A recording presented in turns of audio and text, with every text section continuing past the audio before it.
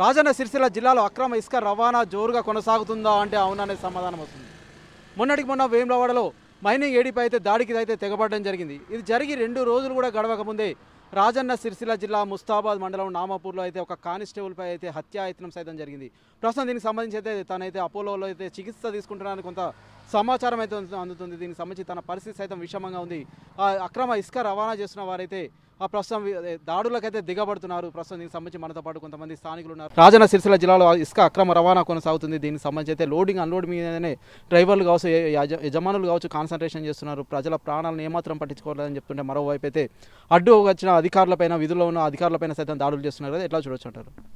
అయితే ఈ ఇసుక అక్రమ రవాణా ఇంతకుముందు బీఆర్ఎస్ ప్రభుత్వం అయితే ఏ విధంగా ఉన్నప్పుడు ఏ విధంగా చేస్తున్నారో అదేవిధంగా ఇప్పుడు కాంగ్రెస్ ప్రభుత్వం అధికారులకు వచ్చిన తర్వాత ఇక్కడ ఉన్నటువంటి మైనింగ్ అధికారుల పైన అదేవిధంగా కానిస్టేబుల్ పైన దాడులు జరగడము ఏమైనా, ఎందుకంటే ఈ యొక్క తెలంగాణ రాష్ట్రంలో ఇసుక ఇష్టారాజ్యంగా తరలిస్తూ అక్రమంగా సంపాదిస్తూ ఈ యొక్క అధికార పార్టీకి సంబంధించినటువంటి నాయకులు ఈ యొక్క ఏదైతే అధికారులు ఉన్నారో అధికారులు ఆపితే వాళ్ళపైన దాడులు చేయడము ఇది కరెక్ట్ పద్ధతి కాదు. ఎందుకంటే ఈ యొక్క తెలంగాణ రాష్ట్రంలో ముఖ్యంగా ఈ యొక్క రాజన్న సిరిసిల్ల జిల్లాలో ఈ ఇసుక అక్రమ రవాణా ఆపాల్సిన బాధ్యత పోలీసుల పైన మరియు మైనింగ్ అధికారుల పైన ఉంటుంది.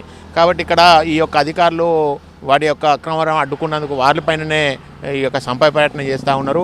ఎందుకంటే ఈ యొక్క కాంగ్రెస్ ప్రభుత్వంలో అధికారులకు కూడా రక్షణ లేకుండా పోయింది. ముఖ్యంగా ఈ బోయిన్పల్లి మండలం కానీ ఈ చుట్టు ప్రాంతంలో ఈ యొక్క ప్రజలు ఎవరైనా రాజన్న సిరిసిల్ల జిల్లాలో ఎవరైనా ప్రజలు ఇండ్లు కట్టుకుంటే వారు తీసుకెళ్తే ఈ యొక్క మైనింగ్ అధికారులు కానీ పోలీసులు కానీ ఈ యొక్క అక్రమంగా ఇసుక తీసుకుపోతున్నారని చెప్పి వారిపైన మామూలు ప్రజలపైన కేసులు పెడుతున్నారు.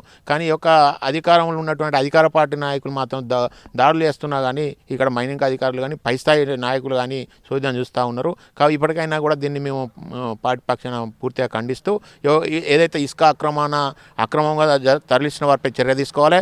కానీ ఇక్కడ ప్రజలు ఏదైతే అవసరాల కోసం ఇసుక తీసుకుపోతే వారిపైన కేసులు పెడతారు.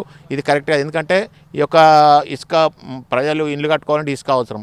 వారి యొక్క స్థానిక అవసరాల కోసం ఇల్లు కట్టుకుంటున్నామో ఇసుక తీసుకుపోతున్నామో కేసులు పెడుతున్నారు.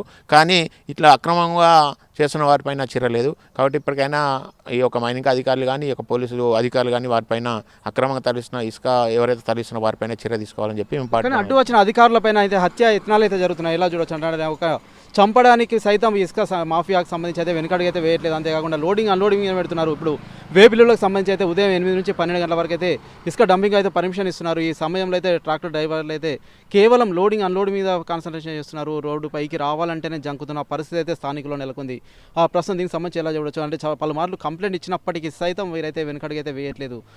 ఎలా చూడొచ్చు అంటారు దీనికి సంబంధించి? ఈ ఇసుక అక్రమ రవాణా అనేది ఎంతవరకు కొనసాగుతుందో ఈ అధికారులపై దాడులు చూస్తేనే తెలుస్తూ ఉంది. కానీ ఈ దాడులు చేయడం అనేది అది కరెక్ట్ కాదు. ఎందుకంటే భౌతిక దాడులు కాదు. మీరు ఏ విధంగా చేస్తారో దానిపైన చేయాలి. అధికారులు ఎవరైతే అధికారుల పైన భౌతిక దాడులు చేసారో వాళ్ళపైన ఖచ్చితంగా చర్య తీసుకోవాలి.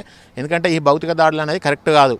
కాబట్టి దీనిపైన మేము ఖండిస్తున్నాం. ఒకవైపు దాడులు జరుగుతున్నప్పటికీ సైతం ఏంటంటే పోలీస్ స్టేషన్లో కేసులు అయితే నమోదు అవ్వట్లేదని చెప్పేసి అయితే పోలీసులు అయితే చెప్తున్న పరిస్థితి సైతం ఉంది. మన ఏడీకి సంబంధించి అయితే ఒకవైపు రోడ్డు పైన అయితే ఒక రకమైన భయాందోళన కలిగించిన పరిస్థితి అయితే నెలకొంది. దీనికి సంబంధించి అయితే కొంతవరకు ట్రాఫిక్ జామ్ అయింది. ట్రాఫిక్ సిబ్బంది సైతం రావడం జరిగింది, పూర్తిగా క్లియర్ చేయడం జరిగింది. అయినప్పటికీ సైతం పోలీస్ స్టేషన్ వరకు అయితే వెళ్ళట్లేదు. ఎందుకోసం అంటారు? అయితే ఇక్కడ కాంగ్రెస్ ప్రభుత్వంలో ఈ యొక్క ఇసుక రవాణా చేస్తుంది కాంగ్రెస్ నాయకులే. వారికి అధికారికంగా ప్రభుత్వం యొక్క పెద్దల యొక్క ఈ యొక్క శాసనసభ్యులు కానీ పెద్దల యొక్క కాంగ్రెస్లో ఉన్నటువంటి పెద్దల యొక్క హస్తంతోనే ఈ యొక్క ఇసుక అక్రమంగా జరుగుతూ ఉంది. దానిపైన ఎందుకంటే నాయకులు ఇసుక రవాణా చేస్తారు కాబట్టి ఈ యొక్క ప్రభుత్వంలో ఉన్నటువంటి ఈ యొక్క శాసనసభ్యులు కానీ లేకుంటే ప్రజాప్రతినిధులు ఎవరైనా కానీ పట్టించుకోవడం లేదు. ఎందుకంటే ఆ ఇసుక కొట్టేది వాళ్ళ ప్రభుత్వంలో ఉన్నటువంటి నాయకులు కార్యకర్తలు కావచ్చు. ఓకే, అంటే గతంలో సైతం ఇటువంటి అయితే ఎండగడతాం అనేది చెప్పడం జరిగింది. కానీ ప్రస్తుతం మళ్ళీ ఇవి తెరపైకైతే వస్తున్నాయి.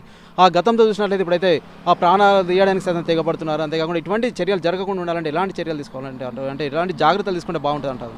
అంటే దీనిపైన ఈ యొక్క ప్రభుత్వము ఖచ్చితమైనటువంటి చర్య తీసుకోవాలి. ఇక్కడ తెలంగాణలో ఉన్నటువంటి ప్రభుత్వం.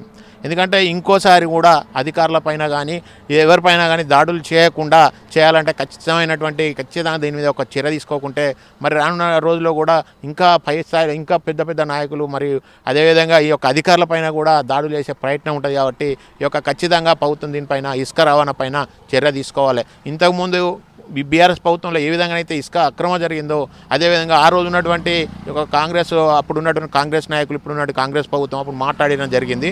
ఇష్టం ఉన్నట్టు అక్రమ రవాణా జరుగుతుంది, దానిపై చర్య తీసుకోవాలని చెప్పినటువంటి కాంగ్రెస్ ఈరోజు అధికారానికి వచ్చిన తర్వాత దాన్ని తుంగలో దొక్కి పై స్థాయి నాయకుల అండదండలతోని ఇష్టారాజ్యంగా వ్యవహరిస్తున్నారు.